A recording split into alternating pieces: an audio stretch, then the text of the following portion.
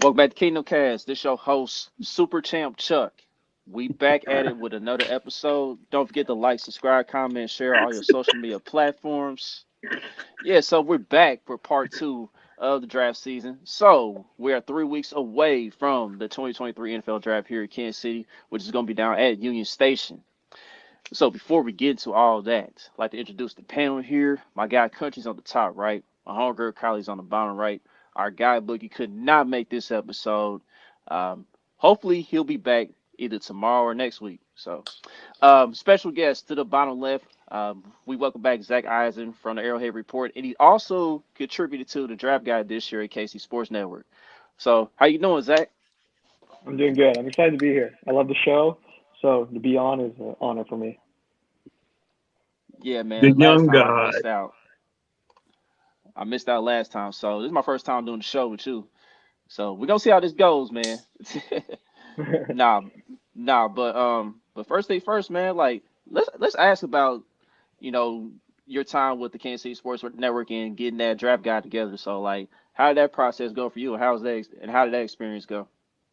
Yeah, I mean, it's been a long process. I think I was down in KC in September for the Chargers game, and I remember talking to Kent back then, meeting him, and it was basically like, hey, like this is our idea. Like we want more contributors this year. We know you like college football, so if you want to, be a part of this, and that was basically it. So we've been doing it since September. Grading these guys, going back and forth and writing up these prospects. So finally, it's a 9 month process or whatever. Now we're back, and it finally came out yesterday. And I mean, it gives me more appreciation for what they've done for the last 4 years because they've had less and less people to do it, and they still put out this amazing product. So um, yeah, it's incredible. But it's been a process, and this is the perfect time because it's draft season, and we love it all. So yeah. What Yeah, what what uh what group did you handle this year? I did Was it all tight over, or ends did and you handle a specific group? yeah. So my primary groups were tight ends and interior defensive linemen. So that was like that's who I wrote up and that's who I watched originally. And then they have everybody basically. You can just do secondary grades on whoever else you want to watch. So like if I want to if I like a wide receiver and I just watch all the wide receivers because the Chiefs want wide receivers obviously. So I put a lot of secondary grades in and that like balances out the grades. So it's more like group effort while just like instead of having one person like rely on that grade. okay. What's going on, Nani? So yeah, man. So yeah, we definitely gonna get into the tight end and interior defensive line talk since that was your part of the draft guide. But we'll talk about the prospects too. But first things first, man. Let's go ahead and get to the little breaking news or whatnot. Okay, so Tyreek he pulled up back to Kansas City. I think one of his trainers is still in Kansas City, so that could be part of the reason why he came back. And also, I think he's still hosting football camps in Kansas City. hmm So, but He we pulled saw up him on. he pulled up to Gehrig Dieter and Anthony Sherman's radio show on Yeah, I saw A10. that. Hmm. What's the name of it? Outside interference or something? I don't know the name of it. I ain't gonna. They got a show Yeah, on A10. Shout out to those guys. Shout out to Sherm, the sausage, and Dieter. yeah. So basically, like like Tyreek, Gehrig, and Anthony, they linked up. Did the show. I guess talked about the past a little bit and whatnot, and off season stuff and whatnot. And then the whole, at Tyreek. Then I guess when Tyreek got asked, what's gonna be like him at the Arrowhead, in the Dolphins uniform and all this other stuff. And Tyreek, he's a good showman. He's trying to sell the matchup to everybody. And I think people took some of his comments a little too hard to heart. And it was just fun little banter. Tyreek was talking, saying, I know your little hand signals everything. I would hate to be the one to throw up the deuce, Arrowhead Stadium, and all this other stuff. You know. And then Chris Jones caught wind of it, and he got involved. He had his little banter. He said, "May God bless him." And then Tyree responded said, "I know I've been blessed, but I'm a crack back you too little." So they just throw little jokes back and forth at each other. And then I saw the latest with Tyreek. I guess he quote tweeted like a video of a orangutan eating or whatever. He said it's Chris Jones in the off season. So yeah, it was just fun I little. didn't see, I didn't see that. I didn't see that. It was funny. Yeah, It was like yeah. this So Did fat monkey, and it was What? like stuffing bananas in his mouth, and like he just quotes you and was like, "Chris Jones in the offseason." Wow. Okay. so yeah, it was just fun little banter. I was just like, I wonder how long it took Chiefs fans to realize they still good friends and whatnot. It's just competitive, fun, competitive banter. So I mean, my conclusion is that hey, we might get this matchup on opening night or a banner night. Even though other teams have been mentioned, we mentioned the Eagles, the Bengals, and the Bills, and all that stuff. So I mean, what do you guys think about this entire exchange between those guys?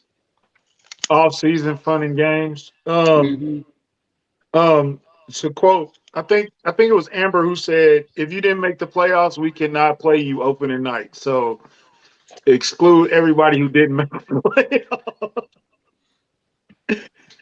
So I think I want the Bengals. I just want to get that over with.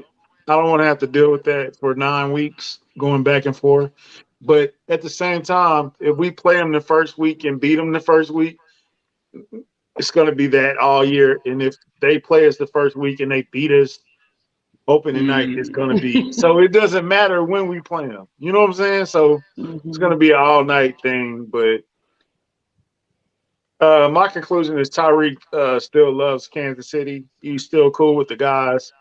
He's not how fans look at him. Like we're over Tyreek as fans, but the players don't look at him like that. I think he's still part of the team. I don't know if he's part of Pat and Travis' team because they haven't commented on Tyreek in a while, but he's still cool with players that were here. So he's still cool around the city too.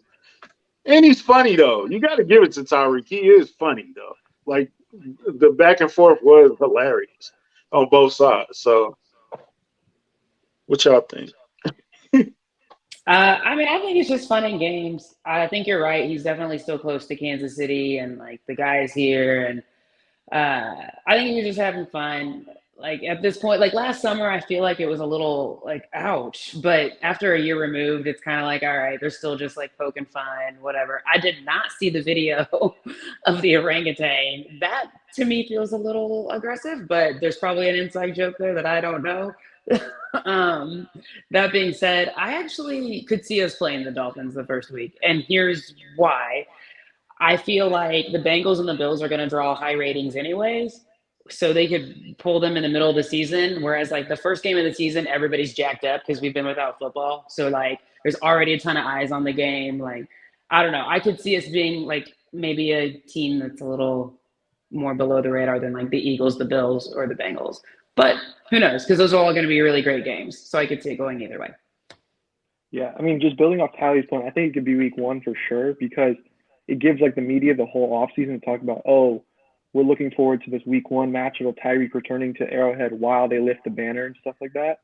So instead of like that just 1 week time period where you usually get between games, they get like 2 or 3 months now to discuss and create whatever drama they want to create. So I definitely can see it happening, and I'll welcome it. Like it'll be good.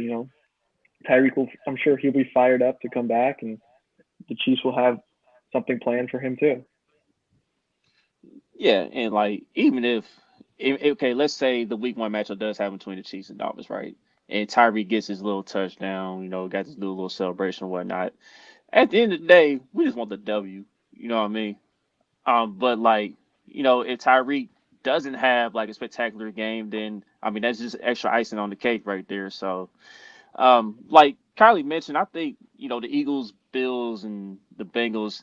I think networks like CBS and Fox they may want to save those for later on. They may want those games. So I think I said like after I saw the little exchange or whatever, after I saw the video of Tyreek, I said, I mean, there's a high probability that this could be the Bear Night matchup. So we'll see how it goes. I mean, I just can't wait till we get to that point of when we do like the schedule release show and look at the schedule, and then we'll talk about it then. It's coming up, isn't it? Like the first or second week of May? Yeah, Is yeah. that? Yeah. May 12th, I think. I Yeah, don't it's know. That shortly I after the think that draft. I think the Bengals still might be the heaviest game though, because that'll be the fifth time. Yeah, that and Well, AFC and there's Championship game rematch. They yeah, got more storylines than that. Just Tyreek coming back, but Oh yeah. Yeah, I don't think it's gonna be Buffalo. That's for sure. I think they're either gonna go rematch AFC Championship game, Super Bowl, or Miami. That's where I'm kind of leaning. is the luster a little off Buffalo this year? yes. I just think that they've been so like hyped up by the media and they've never lived up to it. It's like they can't do it another year and then fall flat on their face. Like they have to. There has to be some pullback on them. They do it to the Chargers every year. Right. God love them Chargers, man. Gotta love them. But yeah, I think Buffalo they for one, they've lost quite a bit this offseason. And two, they are getting a little older. So I think the time is starting to run out on them a little bit. But that remains to be seen. And then what's going on with Stephon Diggs? I He feel like he's wants got all out. these cryptic tweets coming out every day. Frustration. Mm-hmm. Tired of losing. It's just- Yep, simple as that, Yeah. man. oh, my bad. Oh, you good? No, All right. I didn't delete the comment. Okay. All right, so before we get into talking about all these prospects and whatnot, let's talk about the NFL announcing day one festivities when the draft does get here in Kansas City. So what we have here is got a red carpet show going on. It's like 4:45 p.m. Central Standard Time, our time. Got got different acts of music. You know, you got Kansas City's own Alita Adams performing "Let Every Voice Sing." You also got country music stars arriving, and then like you got celebrity events with Big Slick and all that, and then this will be free concerts after each day, and also like the draft experience. It's gonna be open from noon to 10 p.m. Thursday to Friday, then Saturday in the morning at 9 a.m. to 6 p.m. So there's just some of the few things that they announced here, and I'm excited for it, man. I'm excited to see how the final product looks because right now, of course, they currently just constructing and everything. So I just can't wait till that day arrives, and we'll see how everything looks. So I know I want to participate in the NFL draft experience for sure. Looking forward to see how that looks. Why they cancel school? Yeah. Hey, Right. that's the cancel school is a weird one, and they canceled it early too. Like they canceled it last week. Like we're not having school, but So hey man, Thursday, think Friday? about like everybody clear their head real fast. We are having a Kansas City. The NFL draft is in Kansas City, Missouri. Like everybody, just like take 3 seconds to like really think about that. Like, wow, it's like, yo, like think about when you grew up and the Chiefs were not that good. We had Todd Haley and Matt Castle and every quarterback that was named Tyler, every former San Francisco 49er quarterback that you could ever think of, except Steve Young, and just losing, and Derek Thomas passing away tragically, the Belcher situation, another tragic part, going 2-14, losing Eric Berry one week and then losing Jamal Charles the next week. Like we've been through so much. If you would have told 2012 Kylie, I'm talking to 2012 Kylie Manning, in less than 20 years, you're going to have 2 Super Bowls, 3 appearances, 2 MVPs, and the NFL draft in your city. You wouldn't believe. It's no way you would believe me. No. It's no way. It's crazy. And to be hosting the draft like 2-3 months after winning, like the city's just it's gotta be electric. Yeah, I think it's Yeah. gonna be something that like a lot of people who aren't familiar with Kansas City itself is gonna fall in love with like the town and like the vibes around it, and it's gonna be, one of those where teams, away fans are gonna start wanting to come to Kansas City because of the Arrowhead experience and that. So yeah. Yeah. Yeah. And This is now and like, I'm Go ahead, sorry, Curtis. Chuck. Go ahead. No, I was saying like the World Series, not the World Series, the All-Star game. That was amazing. But Mm-hmm. baseball ain't like it used to be. This is the king of sports. And this is their premier event, like a marquee event. And we got it. We got the NFL draft. And not to mention in the season, we're gonna have the opening NFL game. The game is gonna start in Kansas. It ended with Kansas City, it's gonna start again with Kansas City. And during the middle, we're going to be hosting the draft. Like if you really think about all of it put together, it's like overwhelming. It's like crazy. It's insane, actually. Hmm. Yeah, like just just look back on how far we came, So, man. G, You like you mentioned like the old memories of coming up short and tragic events that happened and everything. Now we're in a position to where this franchise could be talked about as one of the best franchises in NFL history. I mean, with another Lombardi trophy. So, and then like D-Man even mentioned, we got the World Cup coming up in a few years as well. So, yeah, Kansas City's on the rise, man. We on the rise. We on the come up right now. I'm telling you, PSA. These are my thoughts. My thoughts only. They do not represent our guests or our contributors to this show. Kansas City, Kansas Cityans, they are going to drag you kicking and screaming to be a big city. They are going to drag you to being a major city. Just prepare for it. I'm just, what we was talking about it at work today. There's no way St. Louis should be bigger than us. All apologies to St. Louis. There's no way St. Louis should be the marquee city of Missouri. We ending that this year. We taking over. I'm sorry about your arch and your lack of a football team. I'm not picking on St. Louis people, but it's no way Kansas City should be the second tier city in this state, bro. There's just no way, and that should be all over this year. Hopefully, Wait a we put minute. on these events. Everybody has fun, no violence, no foolishness, no silliness. Please, God, please, please. But just put it on, man. Bring a lot of money to the city, fix the city up, invest the money wisely in streets and schools and events and everything, and just let's become a major city, man. Let's. I'm tired of being flyover city. There's no Right. reason Future should feel like he's big enough to cancel concerts in Kansas City because you're not. For real. You know what I'm saying? For real. Like, that's embarrassing. Like, anyway, okay, I'm done. Nah, but I was about to say Uh, the Battlehawks aren't a football team. What? they are. The Battlehawks aren't a football team. You They got are. something against the XFL? Oh. No. Nah, go ahead, Carly. Shout out to The Rock. The Battlehawks are actually kind of enjoyable to watch. I don't know if anyone's been watching them, but I was just gonna say I think it's super dope, like what Travis Kelsey is doing too. In that same week, like he's got New Heights coming. That's gonna be super dope. If you were able to get a ticket, and then he's got the Kelsey Jam thing. I just think it's really great how he's kind of taking advantage of this and trying to really showcase the city in other areas and in different lights and bringing different things to it. It's gonna be super dope, and everyone's getting involved. It's gonna be so electric. I cannot wait. And it's on my birthday. I know I say that every week, but I mean, Yay! let's go in Kansas City on my birthday. I'm ready. We gonna turn up, Kylie. Turning We gonna Yes, up. we turn. are. Yes, we You thought are. that Who's driving? you thought that Super Bowl was You something. are. You said you were I'm driving. I'm the designated driver. Oh man, hey, Beyonce is coming to Arrowhead. That's point. Yeah. Thank you, Right. Nani, for reminding me.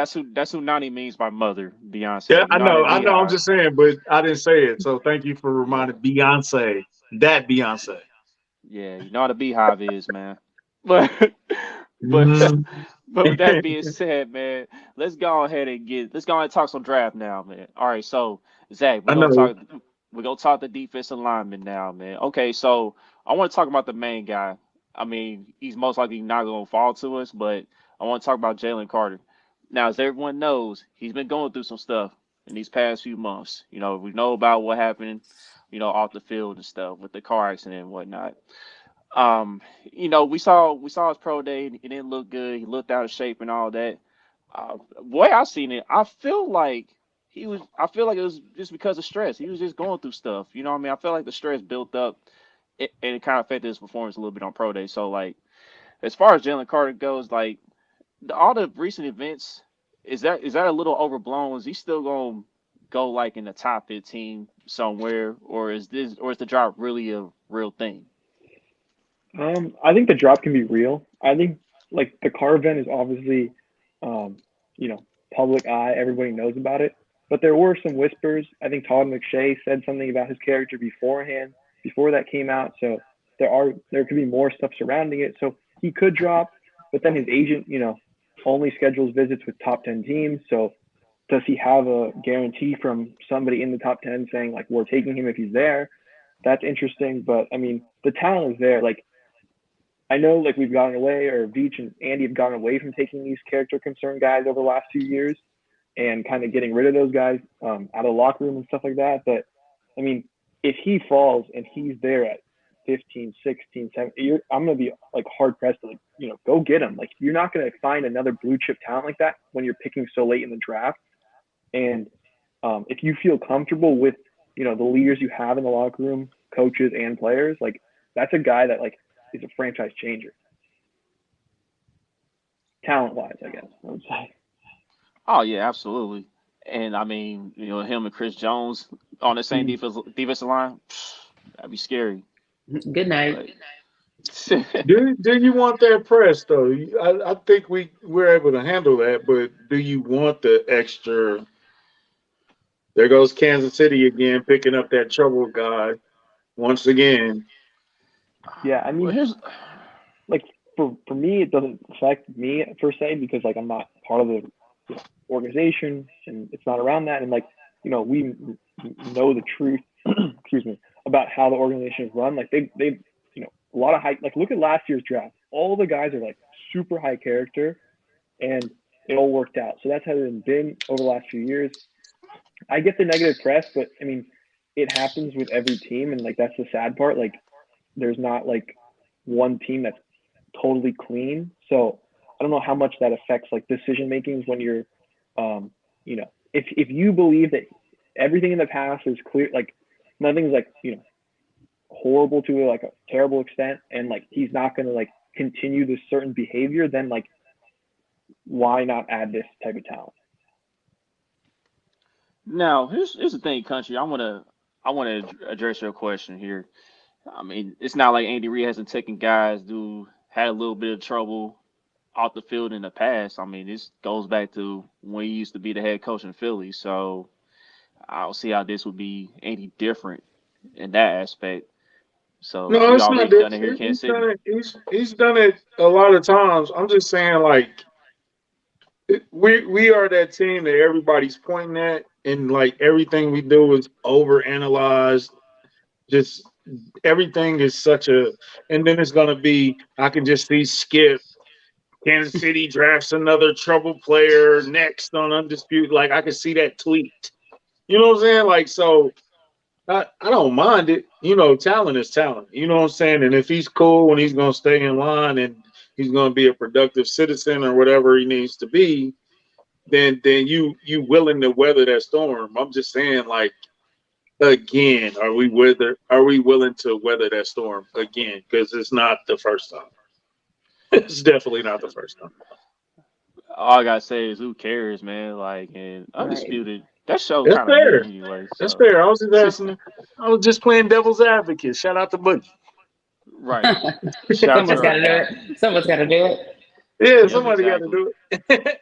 Hmm. I mean, I think the kid is amazing. He's a talent, and he's looked at as, if not one of, or not the guy, he's looked at one of the top 10 guys in his prospect in his draft, right? Zach?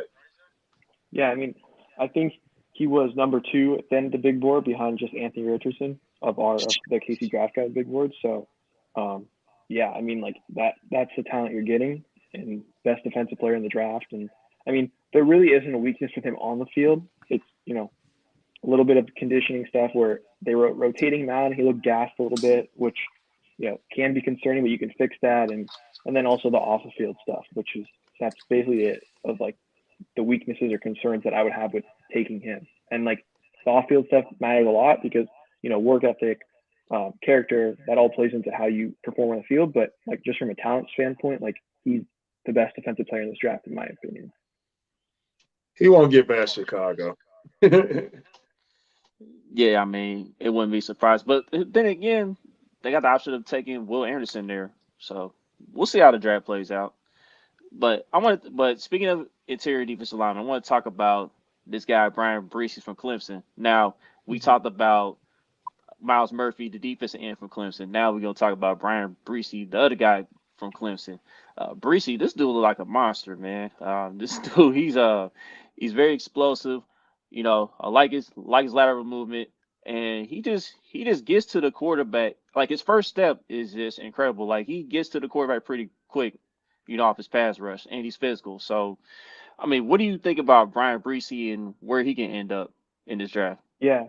I mean, Breesy's a tough case because when he got recruited to Clemson, he was a 5-star, like high 5-star, like maybe even the number 1 recruit in the class, and then blew it up his freshman year. Sophomore year, tears his ACL in the 4th game, I believe, and he missed the rest of the season. Then he recovers, and this season, his sister passed away from cancer, and he had a kidney infection that caused him to miss time. So it's really hard to evaluate like how him on the field this year, because that's so much to deal with off the field, and he's playing through that and emotionally, and it's a really tough evaluation on Breezy because the talent is there and the athleticism is there, and like he's a first-round talent for sure. But are you getting, what does he look like without when he has more time to process the tragedies that happen in his life, and can he return to that freshman form and grow off that? Because that's, if you get that player, then he's worth first-round pick 100%. Dang. Okay. That's a lot. I didn't realize he had. Yeah, that's a lot. Yeah, I didn't know all that either, honestly. But yeah, that is quite a bit. Yeah, and then also, I mean, just to touch on a little bit, like Miles Murphy and him, like going from Venables' defense to this new defense, they both like looked worse in this defense. You have to look at their 2020 and 2021 tape for their best tape, and I mean, both those guys are first-round talents just on those tapes. So, yeah, you just got to sort out like where you're, what you're prioritizing, where you think, which version you're getting at. That's why you got the question, who is this kid? Yeah, Kalijah Kancey from Pittsburgh. Yeah, so he's from Pittsburgh. I mean, I like Breezy personally better, and that's the question is. But we can talk about Kancey. Kancey's like an undersized. A lot of comparisons to Aaron Donald because he went to Pittsburgh. He's like the same height. He's 6 foot and he's like 280. And I don't see the Aaron Donald comparison because Aaron Donald's just freakishly strong and it's different. But he's a guy who is like really explosive first step, can win the pass rush, has really good handwork. Early in his career, he's going to be a rotational pass rusher, and he's going to probably be one of your best 4 pass rushers when you're in third down situation. The problem with him is that in run game, he's going to get washed out because he's just so undersized that teams can just run at him. And, can he ever develop into a 3-down player because of his size? So, like, first, like his pass rush abilities, like maybe the second best in the class behind Carter, but it's the run stuffing ability that hurts him as a prospect. Yeah, I do see the kid getting touted up as the next Aaron Donald, and I don't really see it either. I mean, he could be a quality player, but that's a little too far when you compare him with Aaron Donald. Like Aaron Donald, that's one of those game changers. I mean, like, do you really do you see Kancey as like a game changer like that on the defensive line? In the pass rushing department, like, yeah, like you can get it. He could probably be a guy who, he was very productive in Pittsburgh. Like, if you get a guy who's from the interior, like, we're used to Chris Jones getting 15 sacks, and that's incredible. But you get a guy from the interior who's getting 7-8 sacks. That's a really productive pass rusher in the NFL level. And I think he can be that guy. But the problem is that are you taking that guy in the first round who can only play 40% of your snaps because he can't stop the run? Yeah. Right.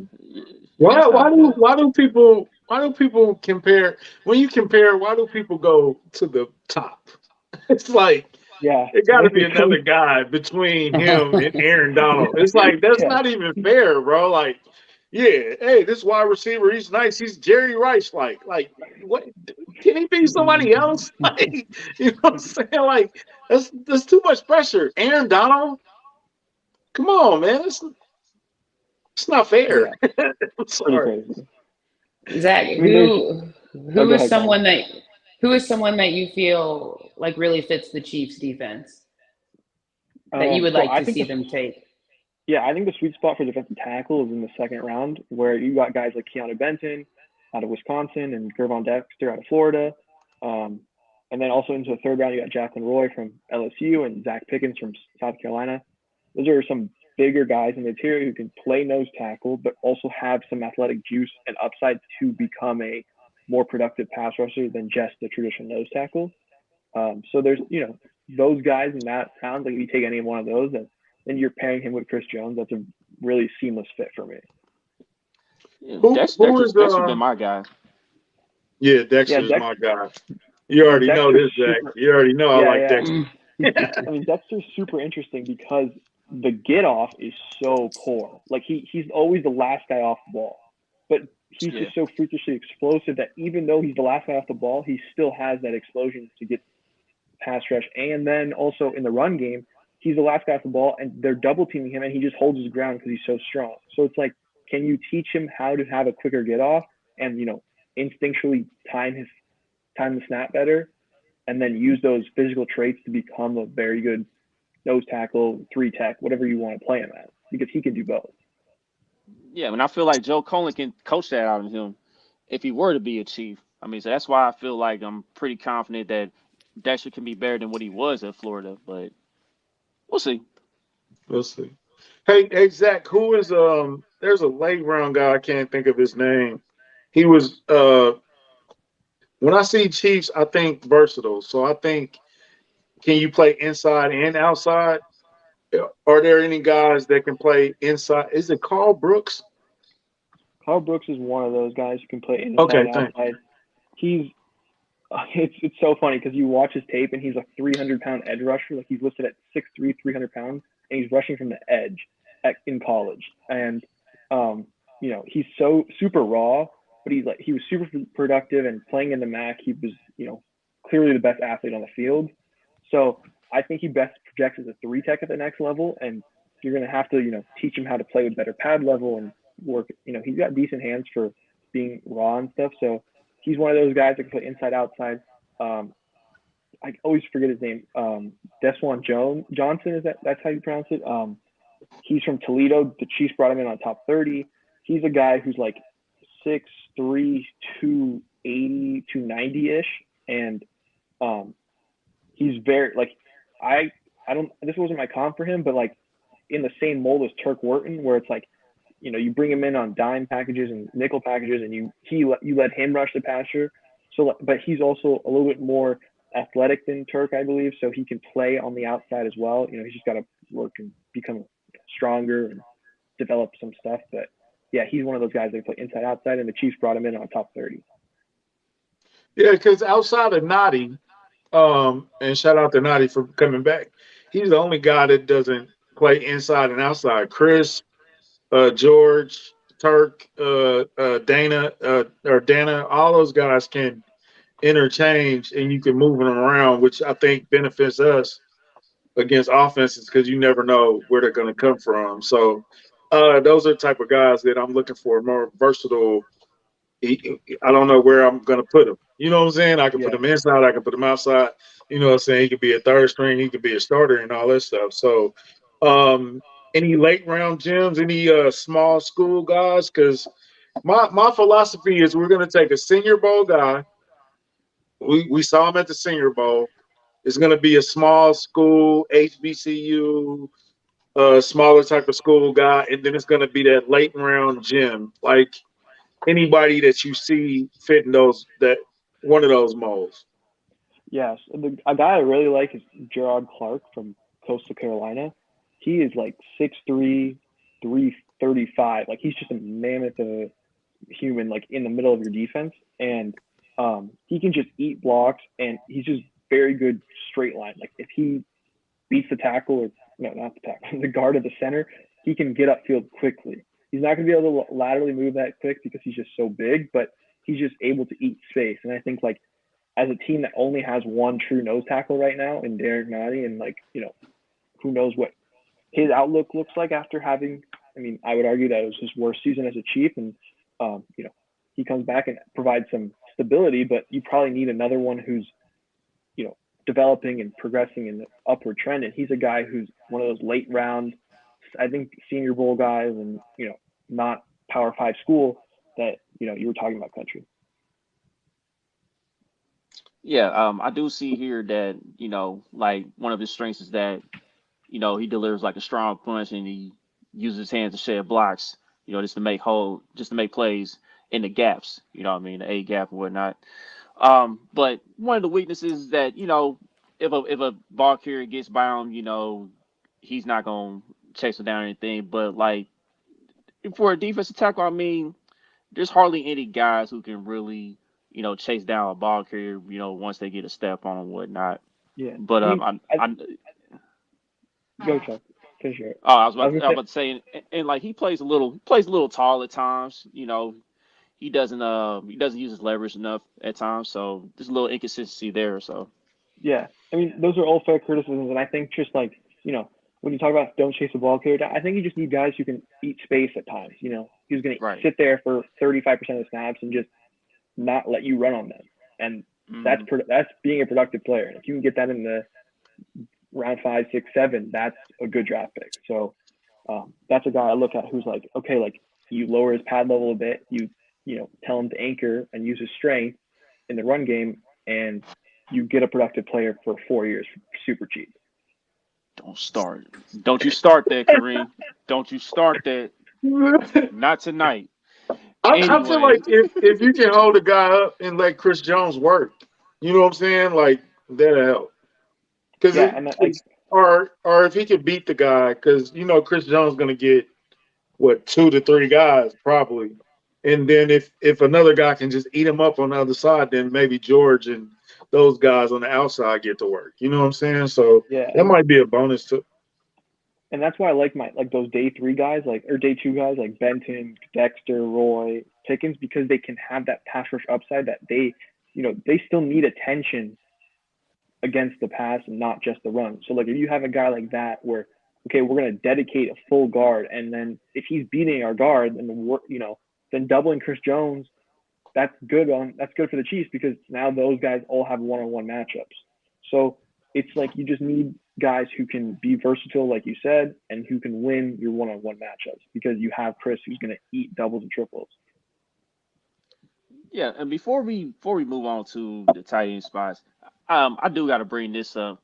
I mean, what you think about George Karlaftis putting in work with Tom Ali during this offseason? Because I think a lot of us make comparisons to Tom Ali as far as George goes. So I've been seeing him working with the karate instructor, you know, getting his hands right and everything, working on some moves and whatnot. So, I mean, what do you think about GK putting in the time with Tamba? Yeah, I mean it's great. Like anytime you can learn from a guy who's had so much success in the league, like that can't hurt you. So like, and it also shows that George is dedicated to his craft. Like we've seen Mahomes and the weapons, you know, like right now, like we just got an MVS and Sky. We're working out with Mahomes today, and George is already working out. Like guys who, you know, Don't forget we, Justin Ross, Zach. yeah, Justin Ross, Super Bowl MVP, Justin Ross. You know, he like guys like that who win a Super Bowl in their first year and they think, oh, so easy. We can just go, you know, we have Pat Mahomes and we're going to go win a Super Bowl. He's willing to, you know, okay, I'm going to take my 2 weeks off, 3 weeks off, and then I'm going to get back in the lab with Tom. But it's great to see. Yep. And then I got one last thing. Okay, so I want to talk about Spags real quick. This came to my mind. He's now won 4 Super Bowls as a defense coordinator. Two of the Three, Giants. three, three. Oh, three. He Wait a wasn't there in minute. 2011. He left. He left for the Rams job. Oh yeah, okay. I could have swore he was still there, but anyway, I'll double check after the show. But anyway, do you is it time for him to like be in discussion as one of the great defense coordinators of all time? I'm like, is he in that discussion now? Yeah, I think Spags is like one of those like, you know, weird defensive coordinators because like you look at his regular season numbers and he's like middle of the pack, Right. a little bit below average, like Hmm. okay, like whatever. But then like he's a big game coordinator. Like, when it's time to like get the game plan going and like, we're gonna put all the marbles on the table, like he's that's when he's at his best. And like you see that in the playoffs time after time where it's like, the defense will limp into the playoffs and you're like, I don't know if this is the defense that can, hold up against Cincinnati or Buffalo. And then like they hold Cincinnati to 20 and, we're able to win. And then they, didn't have a great first half against Philly, but then they got the adjustments at halftime and they had a great second half and helped us to win. So it's like stuff like that where he's just so good in those big moments that like, if you look at it like historically, like putting it up against like Belichick's obviously the best, but like if you look at the regular season numbers of Belichick and Spags, like how is Spags ever considered like one of the greatest? But then you realize in these big games, he's just such on a different level. That's like makes him in that like top defensive coordinator ever like discussion. Yeah, and like, and there's the thing with like the Super Bowl. I feel like he caught a great game in the Super Bowl. It's just that there were penalties that kind of kept Philly's drives alive, and that's not to take away from what Philly did on offense and everything. It's just at the end of the day, we was in situations where we could have got Philly off the field a little bit more, but we had some dumb mental mistakes. So I feel like he was great then.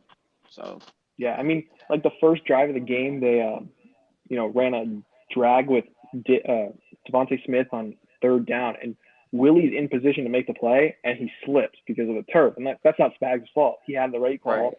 They were going to get him right. down and force him to punt on the first drive, and they ended up scoring a touchdown because Willie slipped, and like that's no one's fault. It just happened. That's just happened to be the case. I Okay. feel like we asked this. I feel like we asked this last week with Daniel. But how much of an impact do you think Joe Cullen will have on who they're drafting? Oh, I hope a lot. I mean, look, I like obviously he's had Spags has success here, and that's great and all that. But like when you look at the edge rusher room, it's like you know, if you look at different edge rusher rooms around the NFL, they all have like different flavors. So it's like you got your power guy, you got your speed guy, you got your all round guy, you got these different like your versatile guy.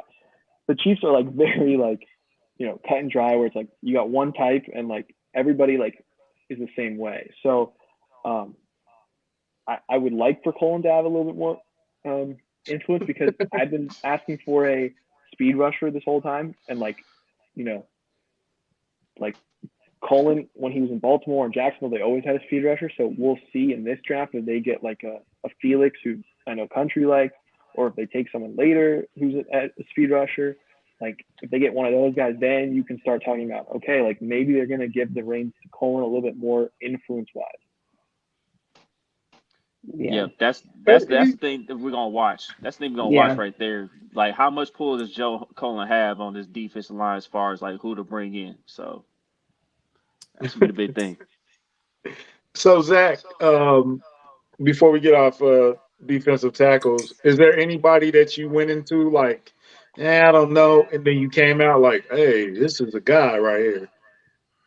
Yeah, I think that was like my opinion on Dexter for sure because it was like you're not getting off the ball. Like, what am I gonna do with you? Like you're not productive. You have 2 sacks as a like a freak athlete, and then like you know, I talked to Maddie and I talked to Ken. And I'm like, what am I missing here? And then like you have to like think about it projection wise. Like, what is he gonna look like in the NFL room, and how does like it like if you take away the get off, like he's holding up well.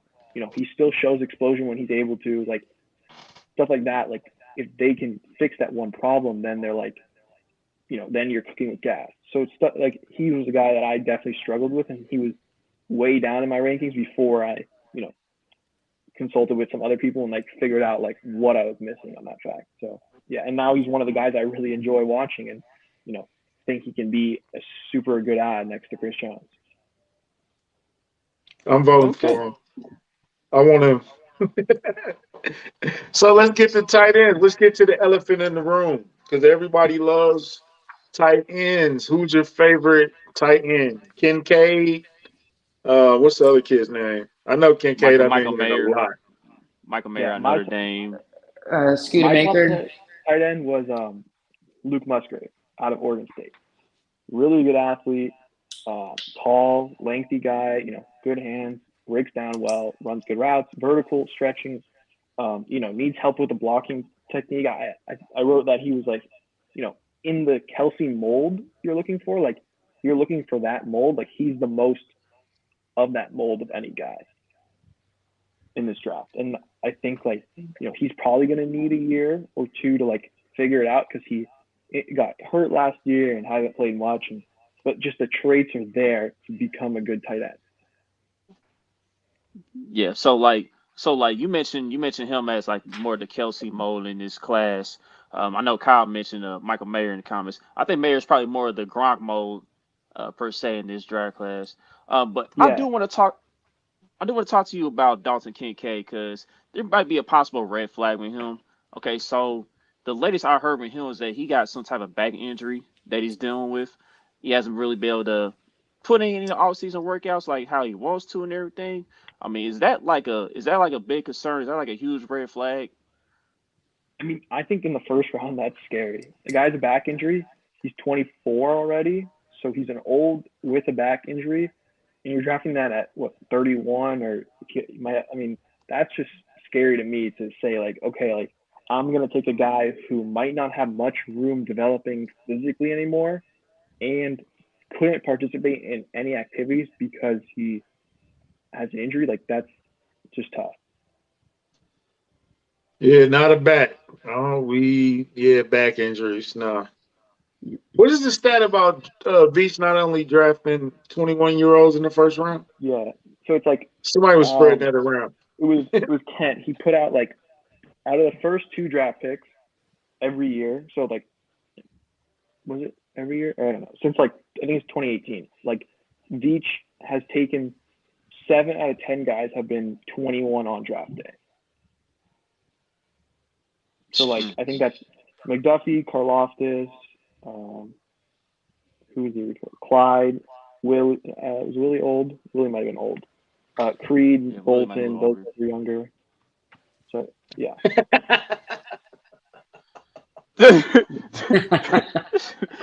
Still half a man.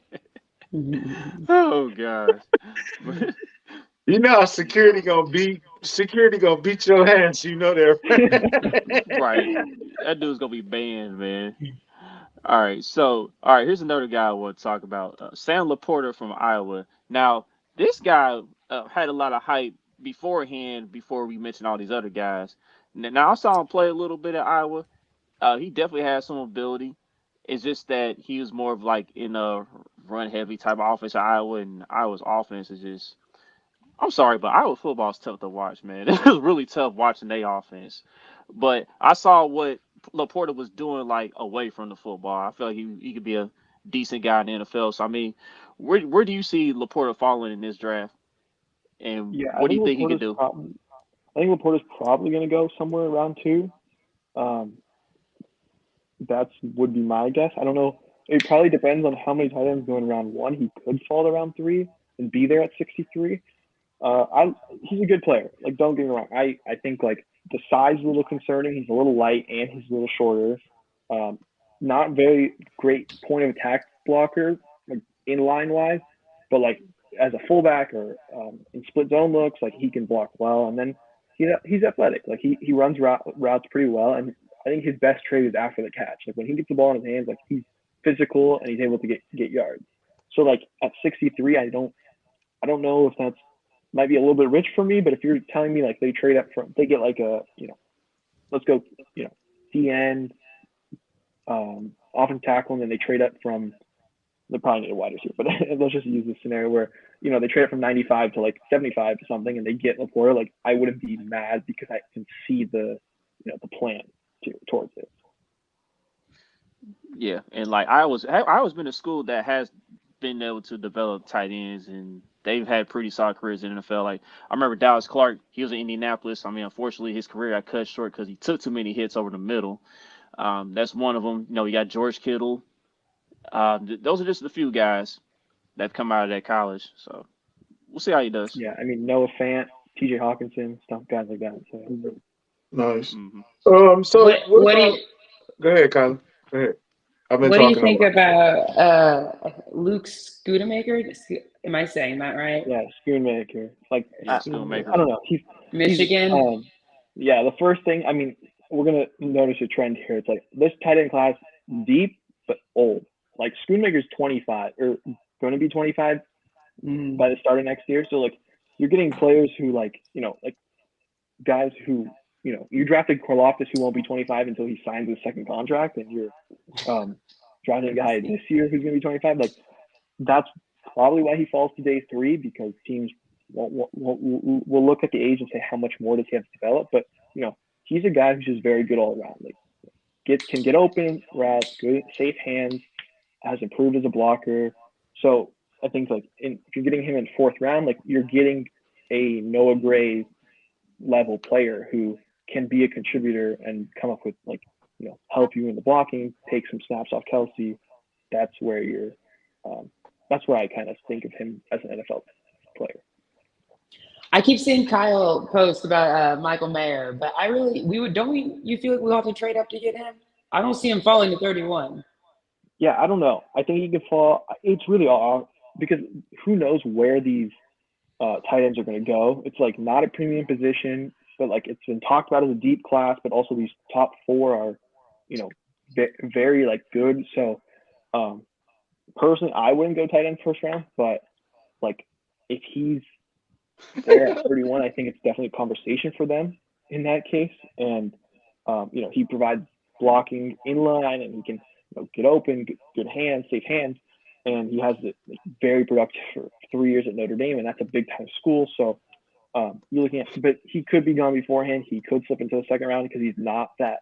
A lot of these tight ends who like succeed at a super high level in the NFL, they're like freak show athletes. Where you're thinking about like Kittle, Kelsey, Waller, they're like, and he's like not. He's a good athlete, don't get me wrong, but he's not like freakiness. And that's where you like separate yourself at the NFL, where you're like a different level of athlete. So I don't know how early he goes, but he's definitely an option and intriguing. I just don't know if his mold of tight end fits the Chiefs unless they want to go more power-based scheme. That's interesting. That is interesting. Because they have So different opinions about Michael Mayer, also, but Michael Mayer is a beast, though. but it's not like you got to come in right now in the tight end room. Like the tight end room is already a little crowded. You know what I'm saying? So maybe it will be more of a project type of guy instead of somebody that could sit behind Blake Bell and Noah Gray and Travis and just really soak it up for like the first year or whatever. You see it more like that, like kind of how Pat sat behind Alex for a year and soaked up the game and learned how to be a pro, and then you throw him in the fire, or like they just. Yeah. I just kind of shy away from a tight end in the 1st round, especially if he's not gonna immediately come in the room and be a. You know what I'm saying? I mean, tight ends in general, they take like 2 to 3. It's one of the positions that take the longest to develop at the NFL level.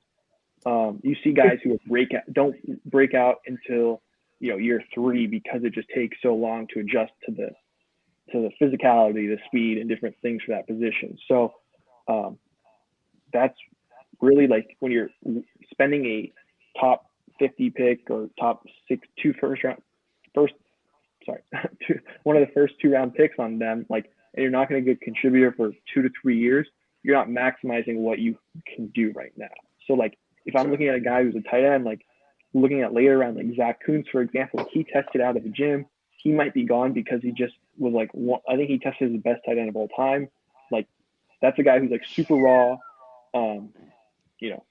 played at Old Dominion, but you see the athleticism on the field.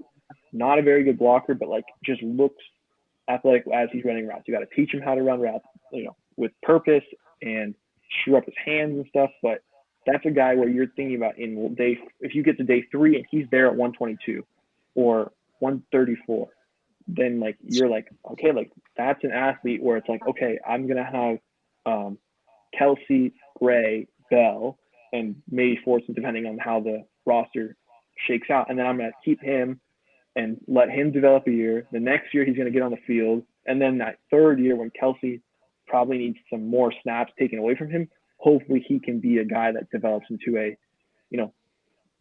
plus tight end.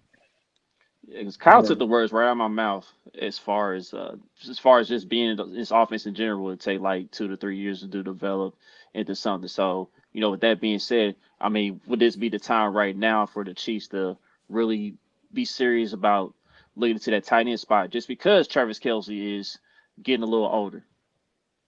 Yeah, I mean, it's hard because tight end is one of those positions where it's like they don't, unless you have like a unicorn like Kelce, and we've been lucky to have him and Tony Gonzalez, and we're used to having great tight ends in Kansas City.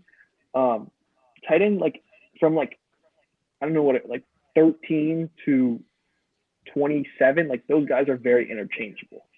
So unless you're getting like a total unicorn where Kyle Pitts or Dan Waller or TJ Hawkins, like a guy who's like really, really special, then it's not that big of a deal. So if you have, a number one receiver in the future in 2 to 3 years, you draft someone or develop somebody who becomes like a bona fide one when Kelce's on the, back, whatever, whole 18 of his career, then you don't need to replace a superstar tight end with another superstar tight end. You might just need like a, who's a good example? Like Hayden Hurst, for example, like very like safe, good blocker, will do the dirty work and productive in the pass game when called upon. Like that's like you might just need that type of guy. Are we kind of disrespecting Noah Gray a little bit? Because I thought Noah Gray had a hell of a season last year. No. I thought he was developing into something. Yeah. Are we kind of disrespecting him a little bit? Yeah, I don't know. I think that you're looking at Noah Gray and you're saying like, can he become a starting tight end? And probably the answer is it's maybe right now. Like we don't know because he just never had the workload. Like even this year, like he had like less than 300 yards, right? So it's like if you can bump that up a little bit more and he becomes more productive, then sure, like he can take over. But right now, like his contract's going to run out in 2 years. Are they going to re-sign him? And because Kelce probably is still here in 2 years, I would hope at least. So it's like, so. Yeah, I think he's a Chief. I think he's a Chief for life. Yeah. I think he's a Chief for life. Is he really that next guy, or is he just helping the depth of the room right now? That's fair. Okay, so I want to talk about another guy. Let's talk about this big old giant freak of a monster tight end here at Darnell Washington from Georgia. We saw a little bit of him. I remember the very first game when he went up against Oregon, and this big guy, he leaked over this defender and just made like a spectacular catch. And I was like, who the heck is this guy? Because we already knew about Brock Bowers. We already knew about the other tight end. It was like, man, this tight end room is not fair here in Georgia. Like, where did they get this guy from? So my thing with Darnell Washington is this. I feel like at the next level, he may be more like the Mercedes Lewis type of guy, a guy who's more of a blocky tight end. I don't think he's going to be as involved in the pass game, even though when you look at him from a physical standpoint, he looks like a guy that can be a little bit more involved in the passing game, but not as much. So, like, what do you think about Darnell Washington, and where do you see him fitting in at? Yeah, I mean, that was my comp in the guy. I put Mercedes Lewis as comp. Very similar size, stature. Darnell is an excellent blocker, like really good blocker, and he can get out of space and stuff like that.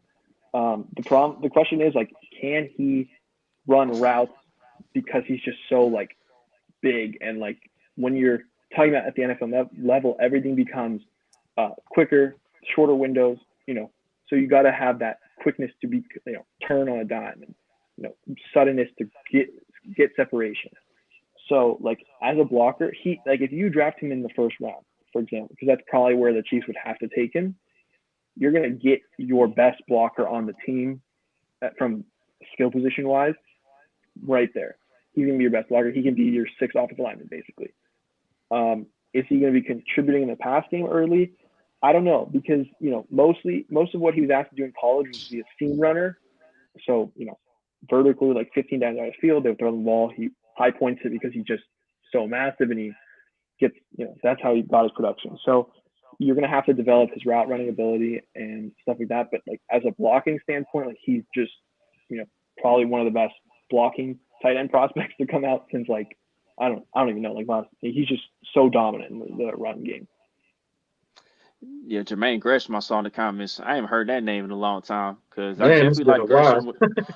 Yeah, I definitely Gresham liked him was coming out of Oklahoma a while back. So a So what else did you do? You did defensive lineman, you did tight ends. What Yeah. other did you just look at randoms after that or Yeah. So basically, I went through like edges and tackles and wide receivers because of Chiefs position to me, and so I think I'm going to talk about those over the next 3 or so weeks. So I've been grinding those out and helping with that stuff. So yeah. okay, let's what do you think about King Felix? I know we trying to sprinkle some new names in there because we talked about Yeah. Felix a lot last week. So let me get a quick run through on Yeah. Felix. Kansas State did him no favors. They played him in a 3-3-5, so he's lining up at 4-eye, and he's trying to win outside the tackle as he's lined up on the inside shoulder of the tackle, so he's not able to show his speed and bendability, but he was still able to play the run well, show power and stuff like that. So I think if he's the pick at 31, I'm really happy, and I get it. And you have now two young defensive ends, Charles Menahue, Dana, and probably Frank Clark or Carlos Dunlap comes back on a vet deal coming, and that's a good defensive end room. So I think there's more to him than what like Kansas State was showing. oh, okay. So, okay, who else? Okay, Zach. Brett V says, "All right, go pick your guy at 31, and we ain't gonna even question it. Who you running up there to pick? Who is Zach running up to the podium for? Yeah, If he's available, probably realistically." Quentin Johnson. Probably Quentin Johnson. If I think that you get a guy with that size, that athleticism. He's a little bit raw, but he has like if you look at these charts, he has like this Mahomes, where Mahomes in the top right and everything. He's the same way, and this like yak and missed tackle stuff where after when you get the ball in his hands, like he just creates yards after catch, forces missed tackles. And from a guy who's nearly 6'3", 210, like you don't get that. And he can be a vertical threat and he wins downfield. It's just he's a Big 12 wide receiver. His hands are a little hit and miss, and he's not like the super great route runner yet. But it's just like I think like if you're getting that guy at 31, who's such a freak athlete, has these freak stats, and you're pairing him with an offense that thrives off getting guys in space and getting the ball in the playmaker's hands, I think he's like a great fit for the offense. That's interesting because Quentin Johnson, his athletic profile is one of the best, in this draft class as far as wide receivers. I mean, he checks out a lot of boxes. The one concern that a lot of Chiefs fans do see in him is that he does catch the ball with his body, and it's not like we haven't had a receiver before that did that, but you kind of want that guy who's a little more sure-handed, but Quentin Johnson, the athletic profile is there, and like you mentioned, the route running could use a little work as well. So I don't know. I mean, I would sign up for it, but I just think we could get somebody a little bit better. I think That's that just me. I've been seeing a lot of MVS comparisons to him. Do they cancel each other out? No, Yeah. I don't think so. I think Quinn's way better after the catch.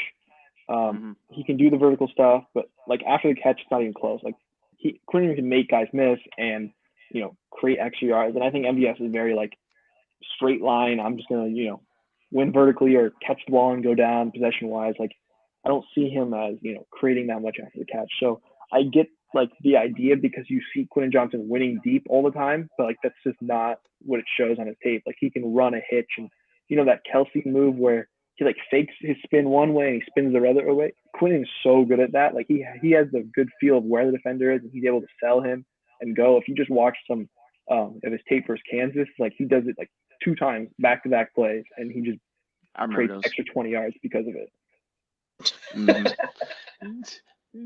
Yeah, I remember those. I remember those specifically because Quentin was going crazy in that game for sure. Yeah. All right, so like, who your late round guys you would like to see in the Chiefs uniform? Any position or Who you Yeah, just banging any the table position. for, Zach? Just any position. um, we'll go wide receiver because we'll just stay on it. I think Raheem Jarrett is one of my guys from Maryland. I I think like him. he's untapped potential athlete. Like I think when you're betting on guys in the later rounds, you have to have a pedigree, and you know he's a 5-star guy. And Maryland, they had Tua's brother, and he looks the exact same, and he runs the same. It looks like it's really having two right-handed Tua at quarterback, but worse. And there was some times where the ball would be off placement, and it wasn't allowing him to be full maximized. But like you can see the talent there with him, where he's um, extremely good athlete, good ball skills, uh, can run every round the book, play inside outside. There's just certain things where it's like, okay, can you consistently beat man coverage? Can you consistently find the soft spot in the zone? And I think that's just where like he has to grow as a route runner and stuff, and as a receiver. But the talent and the attributes are all there. Yep, and like I know I've seen where like when you played in Maryland, they was comparing him a little bit to Stephon and DJ Moore when they played at Maryland. I mean, I like Raheem Jarrett. I've seen a few games from him. He does have the ability. I do like his route running and everything. So we'll see where he ends up. I think he'd be a decent player in the league. Yeah, I mean, there's guys who if we're talking about like edge rush right now, like they brought in Truman Jones from Harvard, and that's a guy I know Matty likes. And I haven't watched him much, but he seems like a swagger guy who can play inside outside. He's a little thicker, plays through power and stuff like that. So that's a guy I would keep an eye on. I mean, they can go for a lot of different directions late because they have so many picks. So it's hard to pinpoint. Like I know we don't want to touch on the running backs that much, but a guy I really like is from Pittsburgh, Israel Abikan. I can't even say his last name half the time. Abed or something, whatever. I think I know who you're talking about. Yeah. Yeah. So Yeah. I mean, this guy is just like when he gets in open field, like you look like he just got shot out of cannon. Like he's so fast. You're in a sub 4.4 at his pro day. He's also like 5'10", 215, so he's got the weight to withhold in the NFL. And there's just some stuff where it's like contact balance, he's got to get better, and vision wise. But like if you can get him in open space, like he just can take off and go. Kareem he want Beijing or whatever his name is. He want that dude. Beijing. This dude I said can't wait till you Beijing, go dog. early. I just want to see his. I just want to see Kareem's tears when he gets drafted to Philadelphia Zach, do you see why or I call Buffalo. Country the Charles Barkley of this show? He just straight butchers these. What? What's his name? Bijan Robinson. You call him Bijan. Beijing, bro. You call him Whatever. Beijing, bro. What about the kid? I think he's a defensive tackle. Broderick Martin. Is Broderick Martin? Yeah. Okay, y'all looking at me crazy. Never mind. All right, I think I got lost. Hold on, I'm back now. What's the kid? No. I can't pronounce his name. Yeah, Chuck. you had it right. You had it right. Broderick Martin out of Western Kentucky. Yeah. That's what you're talking about. Yeah. Okay, so yeah, I mean he's a defensive tackle, good player. I think there's traits to work with. I think he's got a good athleticism, plays the run decently, can rush past a little bit. I don't think that's his forte. I think he projects more as a nose tackle. So he's a guy that definitely in the late rounds I could see them picking up on and saying like, okay, like we're going to get a nose tackle who can be the second, play behind Noddy and learn a little bit and try to maximize his traits. But he's probably like a day 3 guy or look for like round 6, round 7. Okay. All right. So, Okay, so I Zach, asked Daniel last week. I'm gonna ask you this week. Who was your favorite pick from last year's draft? Oh, favorite pick. I think Joshua Williams. Ain't that's what Dan said? I think. Yeah. Go ahead. I'm sorry. I think he said Brian Cook. It Oh, was okay. one of them. We know it's in the All right. secondary, but Go ahead, explain, Zach. Yeah, I think I'll go Joshua Williams because he was the guy I was high on coming into the draft, and I thought like he was a round 3 guy, and you know, like I really like the athletic profile. He has the length. He's willing to play physical, and we see that on Sundays. And Watson's kind of taken over because he's just more ready to play right now. But I think in the long term, and maybe next year or in year 3 for them, we'll see Williams become the better player because he has a better athletic profile and more traits to grow off of. Okay. All right, That's Zach. cool. Well, we're gonna go ahead and wrap this up here. But before we let you go, man, 2 questions. First off, will you be at the NFL draft? And second, or do you have any new content coming up? Yeah, I think I'm trying to figure some things out to get down to KC to watch the draft and be there for the weekend. So that's definitely hopefully in the works. And then content-wise, nothing in specific, just posting things on my Twitter, get an article out a week, and that's just what my after the guide is finished, that's where most of my focus has been. All right, good deal, man. Well, Zach, I mean, go ahead. I Ahead, gotta bro. address this, man. We gotta Go address ahead. the elephant in the room. Have you relaxed your take on Nick Bolton yet? Ooh, let's see. I don't know if my take on Nick Bolton was ever to the extent that it was blown out of proportion to. I just don't think he's as good as Chiefs fans think he is. Okay, Like what you I saying think is that? when you watch him play, there's a certain way that he has to play to be successful. And during the middle of the season, he wasn't playing that style of football, and it wasn't working out for him. Where he wasn't, he was playing flat-footed, and he's not athletic enough or big enough to slip blocks and make tackles that way. He has to attack downhill and be smarter than everybody else. So when you're getting guys coming at him, it's hard for him to make plays on the ball, and you're getting a player, you're getting huge gashes because he can't slip blocks. So as Right. a run stuffing linebacker, I don't see him as this, Pro Bowl, All Pro guy that a lot of people want to tout him as because of the tackle numbers. So you just got to get off blocks better. You're not saying he's trash like He's the a other guy. fine player. Like I would never put him in a conversation with the Matt Milanos or Fred Warners and stuff like that. And I think that's where it was getting a little out of, little out of hand early in the season, especially. And that's where I was trying to get pushback on. And I could have gone too strong in the wrong direction, and because other people were going too strong, and I probably was a little bit too hard on him. And I'm willing to admit that, but I still believe that he's not like as great as everybody will put him as because of the it's easy to look at tackle numbers and say like, oh, he's second lead at tackles and whatnot, but it's like if he's getting blown off the ball and he's just making a tackle at 10 yards, like that's a win for the offense, right? So if you're making, you got to look at like how is he doing in pass coverage, how is he doing his creating negative plays, and he's been, he always seems to come up with like that one negative play a game and one splash play a game, which is really good because that's what you need from a defensive player. So like I'll give him credit on that, but I think it's just the consistency, snap in, snap out, where you can watch him and he's getting 8 yards off a ball and he's just not he's playing flat-footed and stuff like that, where you can improve on to become a better player.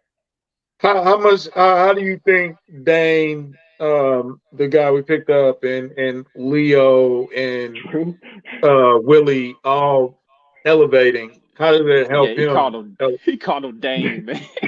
What's his name? Drew. Drew. Drew. It's Drew. Drew Whatever. Sutcliffe. What's No, his I number? think I think 23. Drew's a good pickup. I think Drew probably plays more instead of Willie or stuff like that. I think we've seen Spags kind of not trust Willie in dime situations and put Bolton out there, and Bolton isn't the best coverage guy, and I think a lot of people agree with me on that. Where Drew can now give him a guy who's he's better than Ben Neiman. Don't get me wrong on this, but he's the Well, that Ben ain't Neiman. saying much. Right, that's what I'm about to say. It's definitely not saying much. It's not saying that. Like I'm like he's way better than Ben Neiman. Like he's way better. Yeah. Like he trades, but he's in that mold where Spags can trust him in the dime packages to call the defense and be in the right spot, but with more athleticism and just better playing. Like it's that same idea where, remember for 2 years we were yelling at the TV, why is Willie not in instead of Ben Neiman? Well, it's because Spags trusted Ben, and like we hated it, but that was the facts. And like, now Drew can take that role over and let, Bolton be good at what he's good at. Yeah, because I definitely used to be like, okay, Willie's a better coverage guy. Like, why is he not in there? But like you mentioned, like Willie's not a guy who can maybe call the defense like that and put guys in position, in that situation with the dime package. So now that we have Drew Tranquil, I get that will definitely solve that issue right there. So, so yeah, but yeah, Nick, I'm glad we got. I mean, not Nick, but Zach. I'm glad we got everything cleared up with the Nick Bolton stuff. You know what I mean? So it's a little more clear now. It's a little more clear now. So see, Zach is not a bad guy. You guys are jumping on him. He was tripping though, but he's not a bad guy. Yeah, just a little bit, but yeah. No, I mean, and he's young too. Like, and he didn't really do all this at Missouri either. So he's still learning on the job. So it's gonna take a little time. Hopefully, he breaks through. I think he can get to a level where he is a Pro Bowl player at level player, but right now he's not, and that's just like because he has an interception here, interception there, where it's a tip ball or the scoop and score in the Super Bowl. People will remember that as like obviously the great play. Oh. He had a hell of a game in the Super Bowl. Yeah, he had a hell of it. That was probably his best game. He really did. He should have had two of them. Yeah, I'm saying definitely. Those like splash plays that people are memorable by, they forget like the other 80% of the plays or 95% of the plays. Like those chunk of plays where he's not in like making those splash plays. So it's just you got to be good with the bad. Hold on. What comment? Because I did the comment. Which one? Yeah, that's how. That's how I was like, what comment? This one. Kyle thinks. I'm gonna call Kyle and cuss him out later. Yeah. But anyway, Zach, we appreciate you hopping on with us, man. Thank you for hopping on the show tonight. So. The young guy. How old are you now, Zach? 17? No, I'm 20. What? 1 year away. Are you gonna be? You're gonna have to sneak him a beer at the. Sneak him a little drink or something at the thing. We don't encourage underage drinking though. But nah, thank you, Zach. Hey man, good job. I told you that when we had you on last year, I see a bright future for you. Just keep doing what you're doing, man. Don't get into the trolling aspect of it, but keep doing the work, man. I know. Despite all that, I know you work hard. I know you put time in. I know you're putting the work in behind the scenes. You know what I'm saying? So I think you got a bright future on you, man. And just get a better haircut and you'll be all right. I appreciate you, country. We go back and forth, and I always appreciate talking to you. And Chuck, I have been following your stuff too, so always a pleasure to be on, guys. Yeah, for sure, man. Thanks, man. Appreciate you. Hey, don't go. You don't have to go. Sully's dead. I killed him the other night. He's dead. He's out. Bodied that boy. All right. Thanks, guys. Right, thanks, man. Zach. See you at the draft, bro. All right, man. Zach. So, I like Zach, man. Yeah. Zach was cool, man. It was cool. Yeah, Zach is. I mean, I'm glad we got the Nick Bolton stuff all cleared up now. So. Right. I told you, man, we had to get that out the way, man. You was gonna let that fester. I wasn't gonna let it fester. I was gonna let that get squashed right there, right then and there. Yeah, actually, I forgot about it, but I'm glad you brought it up. So, all right. So that being said, let's go ahead and get to our sponsor and get up out of here, man. The sponsor. We got the. He always doing. I'm done. Okay. All right, so we got the homage NFL logo collection going on. It's 3 weeks from the draft. So if you plan on going to the draft, you have time to go to that website and see what's remaining of the Chiefs gear. If you're somebody who's not a Chiefs fan and is looking to get some new gear for the NFL draft, or if you plan on pulling up to Kansas City, yeah, go and put those orders in right now. All right, and then we got the MLB season that went away not too long ago. So we got that MLB retro helmet collection going on.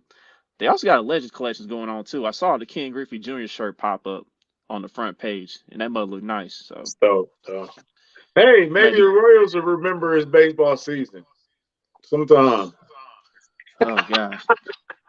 Hey, in the words of Chris Jones, may God bless him. May God bless John Sherman, man. I feel sorry for you, bro. So, and then we got the Teenage Mutant Ninja Turtle collection with the NBA, as the NBA playoffs are right around the corner. So, I believe the regular season is about to end this Sunday, if I'm not mistaken. Good. So, you got Too that. long. You got the NBA on Fire collection. Hold on, time out. All Uh-oh. right, Uh-oh. all right. I heard you say that, right? What happened to what happened to it embracing the grind, man? Now all of a sudden it's too many games in these certain leagues. All of a sudden, now 82 games is too much in the NBA. Now 162 games in the MLB is too much. Like, why? How did we get to this point, man? It's because football is only 16 games, and you live on the edge of your seat for Okay, 16 weeks. It's okay, too but many back. lulls. It's too many lulls in baseball. The Royals can go, they can start 0 for 20, right? And if they have a good couple months, they'll be right back where they need to be.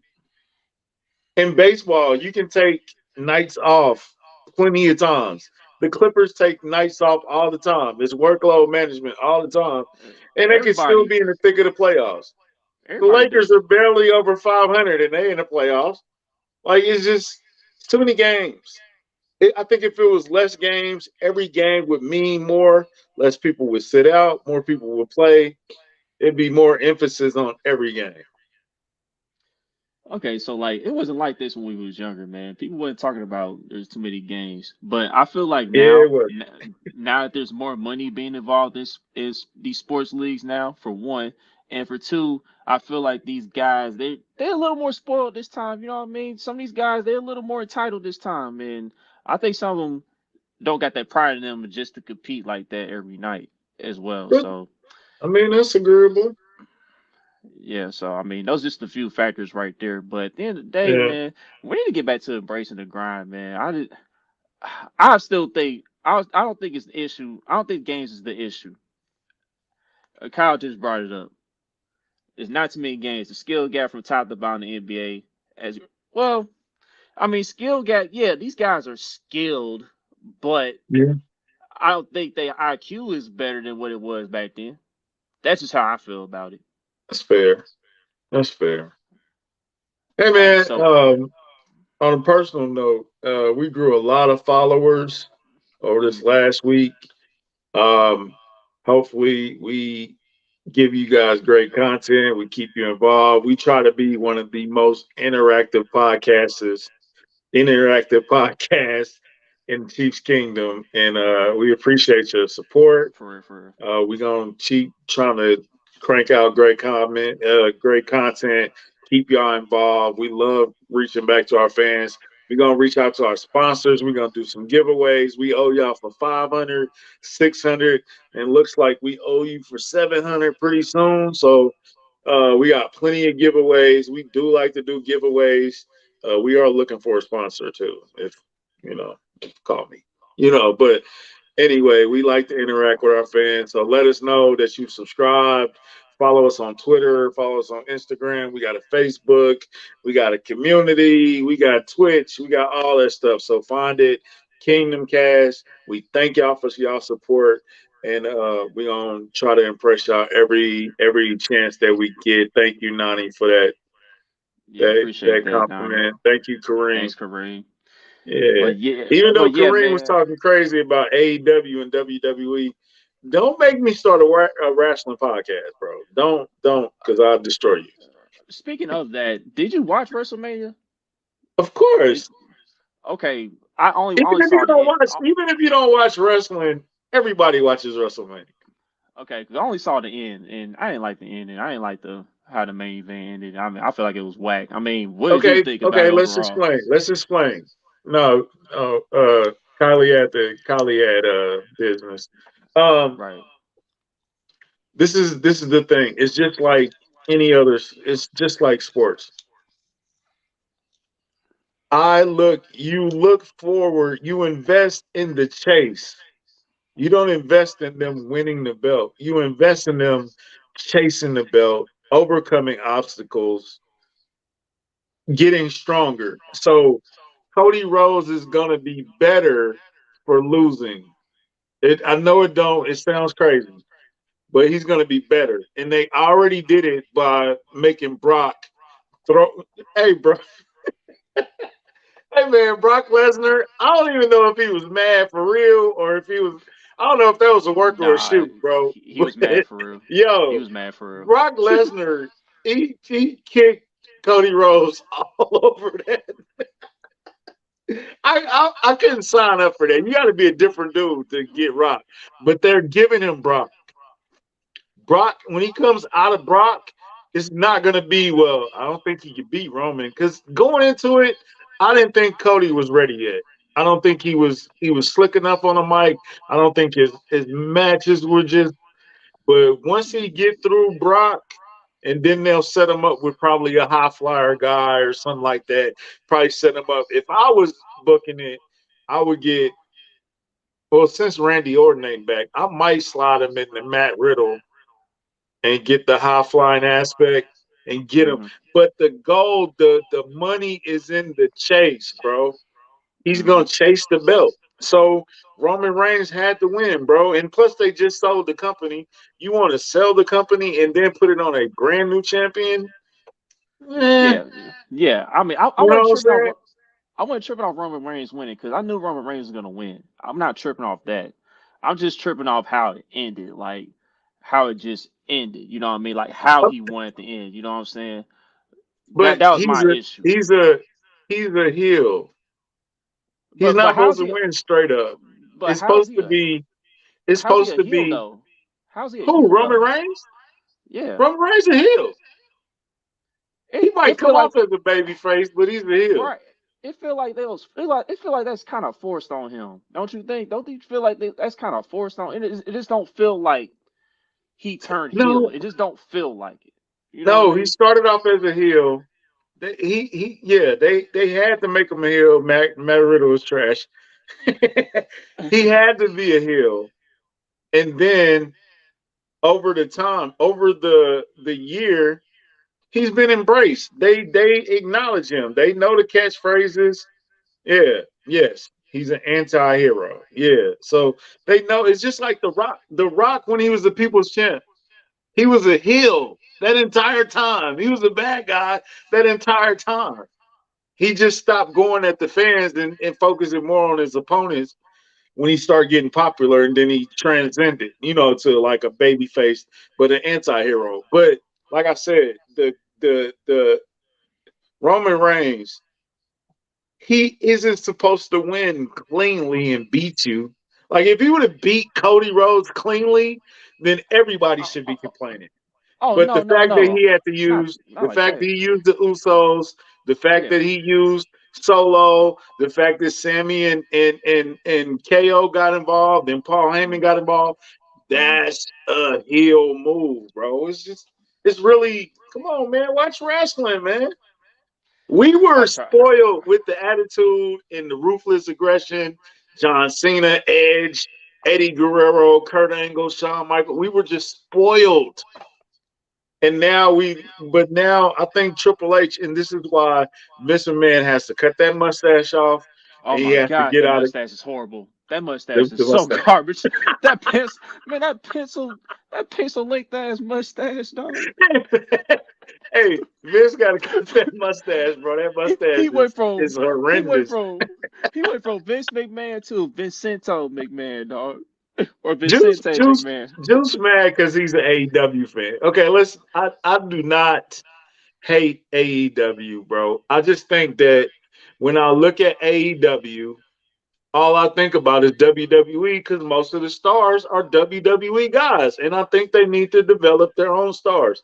That's the only thing I'm saying. When you looked at when WCW, when you were flicking back and forth, because I was familiar with Scott Hall and Kevin Nash, they look like WWE. It still look like WWE guys.